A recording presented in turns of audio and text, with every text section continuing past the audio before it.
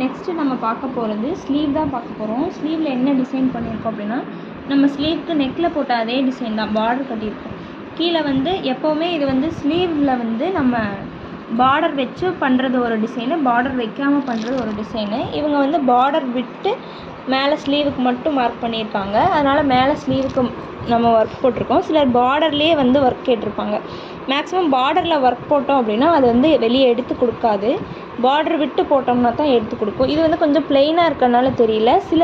சில ப்ளவுஸ்லலாம் இந்த கொடுத்துருக்க குட்டி குட்டி அந்த சாரியில் கொடுத்துருக்காங்க இல்லையா டிசைன், இந்த டிசைனுமே வந்து கோல்டு கலரில், சில்வர் கலரில் இந்த மாதிரி மாற்றி மாற்றி கொடுத்துருப்பாங்க.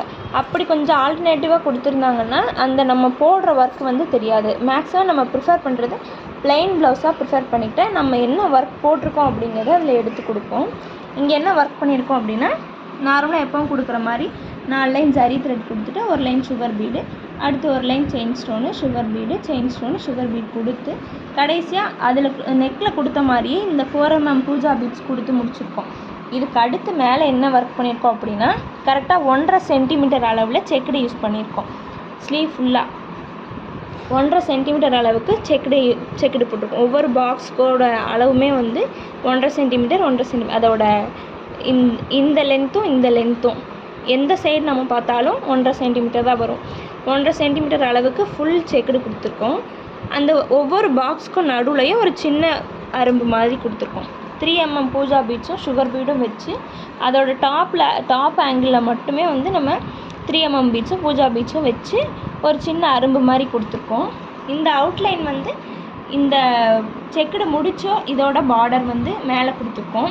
அதுக்கு என்ன கொடுத்துருக்கோம் அப்படின்னா, ஒரு லைன் சுகர் பீட் கொடுத்து 3mm பூஜா பீட்ஸ் கொடுத்து அதுக்கு மேலே ஒரு லைன் சுகர் பீட் கொடுத்துருக்கோம். அப்புறம் ஸ்லீவ் ஃபுல்லாக பேலன்ஸ் இருக்க ஸ்பேஸ் ஃபுல்லாகவே வந்து சின்ன சின்ன புட்டாஸ் அக்கு மாதிரி புட்டாஸ் கொடுத்துருக்கோம். இதுக்கு என்ன யூஸ் பண்ணியிருக்கோம்னா, 4mm பூஜா பீட்ஸும் ஒரு சுகர் பீடும் யூஸ் பண்ணியிருக்கோம். அங்கங்கே இது கொஞ்சம் நெருக்கமாக கொடுத்துருக்கோம். ஸ்லீவ் ஃபுல்லாக பார்த்தீங்கன்னா கொஞ்சம் கிராண்டாக தெரியும். ஆக்சுவலாக இவங்க சிம்பிளாக தான் கேட்டிருந்தாங்க. இந்த ஒர்க்லாம் முடித்து பார்க்குறப்போ இது கொஞ்சம் கிராண்ட் ஒர்க் மாதிரி தெரியுது. இந்த ஒவ்வொரு செக்குடு பாக்ஸ்க்கும் வந்து நம்ம 1.5 சென்டிமீட்டர் அளவு பார்த்தோம். இந்த லென்த் வந்து நம்ம பார்க்கலையா, இந்த லென்த் எவ்வளோ அப்படின்னா 6 சென்டிமீட்டருக்கு கொடுத்துருக்கோம். இந்த கீழேருந்து இந்த ஹைட்டு 6 சென்டிமீட்டருக்கு இருக்குது.